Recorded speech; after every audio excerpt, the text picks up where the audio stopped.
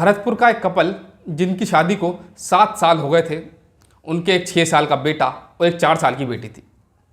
दोनों का जीवन बहुत खुशहाल चल रहा था, पर अचानक एक दिन पति कहीं पर गायब हो जाता है। उसको ढूंढा जाता है, वो नहीं मिलता। इसके बाद उस लड़के के पिता के द्वारा थाने में FIR दर्ज की जाती है, परंतु पुलिस जब इस केस में जांच करती है तो पुलिस को शक होता है उनकी बहू पर परिवार के द्वारा ये कहकर बहू से जांच नहीं की जाती, बहू से पूछताछ नहीं होने दी जाती कि उनकी बहू तो बहुत अच्छी है, वो ऐसा नहीं कर सकती।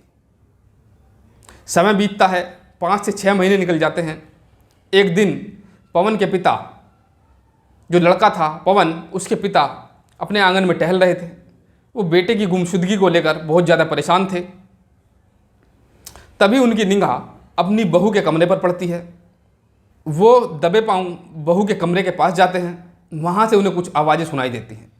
जैसे ही वो खिड़की पर हाथ लगाकर खिड़की खोलते हैं, अंदर जो उन्हें दिखा उससे उनके पांव तले ज़मीन खिसक गई। उन्होंने कभी सोचा भी नहीं था कि उनकी बहू इस तरह के कार्यों में लिप्त होगी। वो तुरंत दबे पांव पीछे हटते हैं और पुलिस को फ़ोन लगाते हैं और बोलते हैं कि उनके बेटे की हत्या उनकी बहू ने ही की है। पुलिस को यह बात पता चलती है। पुलिस को पवन के पिता की बातें जो उन्होंने बताई वो सबूत के तौर पर कमज़ोर लग रही थी, क्योंकि पवन और रीमा, उन दोनों के बीच आज तक पिछले 7 सालों में कोई झगड़ा नहीं हुआ था। दूसरी बात, जब यदि रीमा ने पवन की हत्या की तो लाश को अकेली एक औरत कैसे ठिकाने लगा सकती है, यह भी असंभव था। तीसरी बात, जब रीमा ने पवन का मर्डर किया तो घर वाले क्यों नहीं जागे, और इसके बाद सबसे आखिरी बात, अभी तक लाश क्यों नहीं मिली। नमस्कार, सत श्री अकाल, मैं राजकुमार आज फिर हाजिर हूँ अपराध की एक और कहानी लेकर। आज की कहानी राजस्थान के भरतपुर की है। भरतपुर के रहने वाले पवन की शादी कानपुर की रहने वाली रीमा से 3 जून 2015 को हुई थी। पवन का परिवार एक बहुत साधारण परिवार था। उसकी 2 छोटी बहनें थीं जिनकी दोनों की शादी हो चुकी थी। इसके साथ ही उसके पिता हरिकेश शर्मा, वो एक किसान थे। पवन कुछ समय से दिल्ली में काम कर रहा था। शादी के बाद भी वो रीमा को भरतपुर में छोड़कर दिल्ली नौकरी के लिए चला जाता है।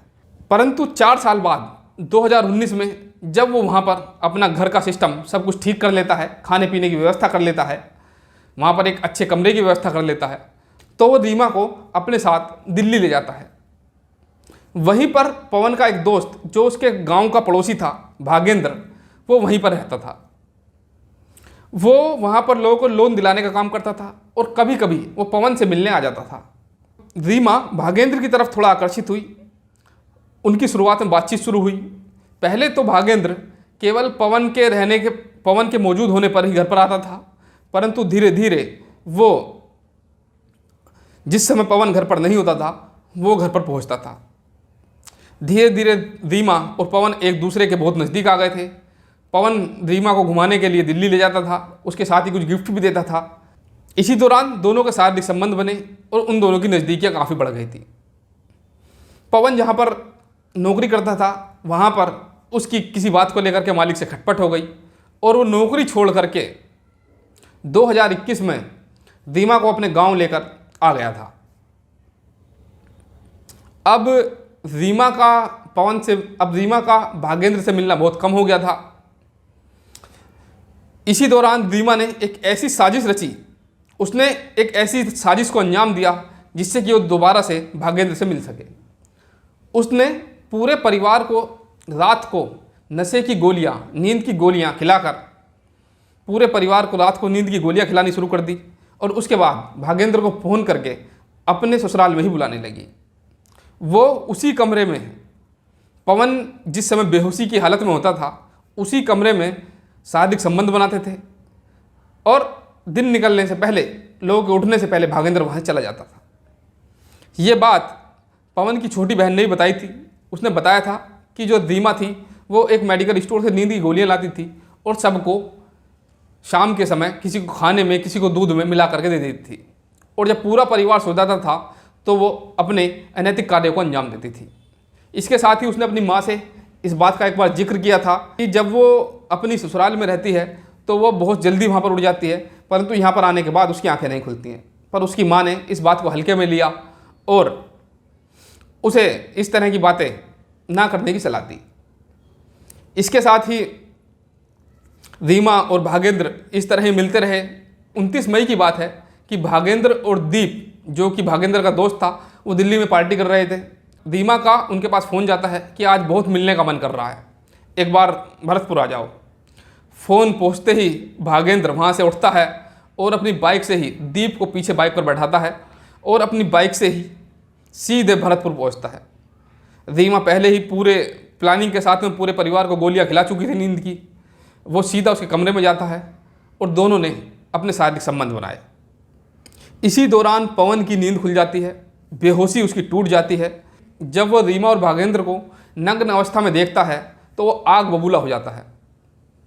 वो इसी दौरान सीमा उसके पांव पकड़ती है और उसे माफ़ी मांगती है, परंतु वो उसे धक्का देता है।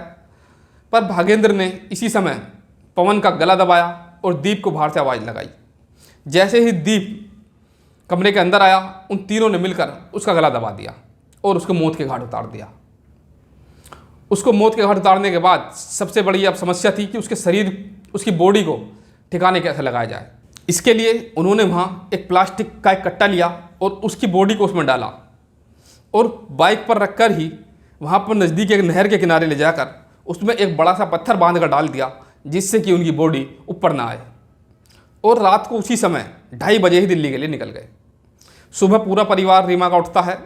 जब उसके पिता पूछते हैं कि आज भागेंद्र नहीं उठा, तो बोलती है कि सुबह आज जल्दी चले गए हैं, थोड़ी बहुत देर में आ जाएंगे। घर वालों ने उसकी बात पर विश्वास किया, परंतु जब दोपहर तक वो वापस नहीं आता है तो सबको चिंता होती है।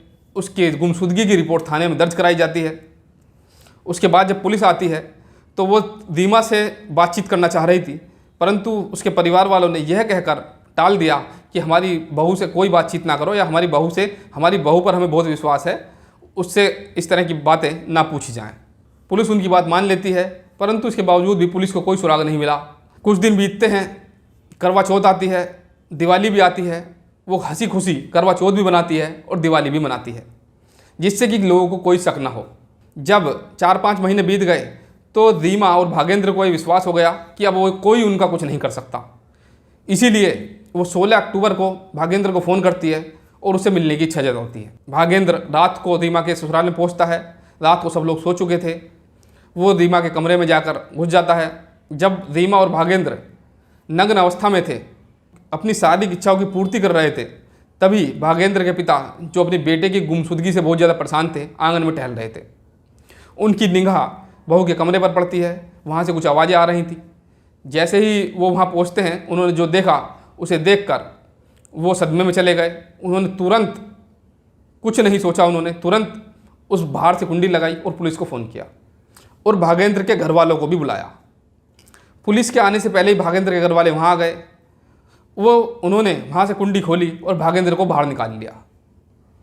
जब भागेंद्र बाहर आया तो उसने पवन के पिता को जान से मारने की धमकी दी और बोला कि जैसे तुम्हारे बेटे को मारा है, ऐसी तुम्हें भी मौत के घाट उतार दूंगा, हम दोनों के बीच में नहीं आना। उन्होंने जब पुलिस आई, पुलिस को सारी बातें बताई। पुलिस को पहले से ही शक था। पुलिस के आने से पहले ही भागेंद्र जो था दिल्ली चला गया और रीमा 28 अक्टूबर को कानपुर चली गई। परंतु पुलिस ने रीमा को फ़ोन करके वापस बुलाया और भागेंद्र को भी दिल्ली से वापस बुलाया। रीमा अपनी माँ के साथ वापस आई और पुलिस ने रीमा और भागेंद्र दोनों से अलग अलग पूछताछ की। शुरुआत में दोनों पुलिस को गुमराह करते रहे, परंतु जब पुलिस ने 5 से 6 घंटे सख्ताई से पूछताछ की तो वो दोनों टूट गए। उन्होंने अपने सारे जुर्म कबूल कर लिए। अब समय था कि शव को बरामद किया जाए। उन्होंने बताया कि शव जो है उन्होंने नज़दीक नहर के पास एक पत्थर बांध करके बोरे में डाला है। पुलिस उनको वहाँ पर लेके जाती है। जेसीबी से शव की तलाश की जाती है तो एक कट्टा निकल के आता है जो बोरी थी प्लास्टिक की। उसमें मछलियाँ जो थी पूरा सब खा चुकी थी। कछुओं ने पूरी शरीर को ख़त्म कर दिया था। उसके अंदर से जब कट्टा बाहर निकलता है, उसके अंदर से पवन की एक कमीज निकलती है और इसके साथ ही उसके कुछ कागज़ निकलते हैं और 17 हड्डियाँ उसकी जो उससे बरामद की जाती हैं। इसके बाद पुलिस उन दोनों को गिरफ्तार करती है और जेल भेज देती है। 90 दिन के अंदर पुलिस को अपनी चार्जशीट दाखिल करनी थी। पुलिस चाहती थी कि इन दोनों को कैड़ी से कैड़ी सज़ा मिले, परंतु के पिता वो बार बार एक बात कह रहे थे कि जब रीमा भागेंद्र को चाहती थी तो वो उसके साथ भाग जाती, उन्हें कोई इनकार नहीं था, पर उसके बेटे को तो मौत की घाट न उतारते। ये घटना पति और पत्नी के रिश्तों पर चोट करती है। इसके साथ ही जो 2 छोटे बच्चे जिन्होंने अपने बाप को खो दिया और माँ जेल में है, उनका जीवन भी पूर्णतः अंधकार में चला गया। फिर एक किसी नई कहानी के साथ आऊँगा, तब तक के लिए नमस्कार।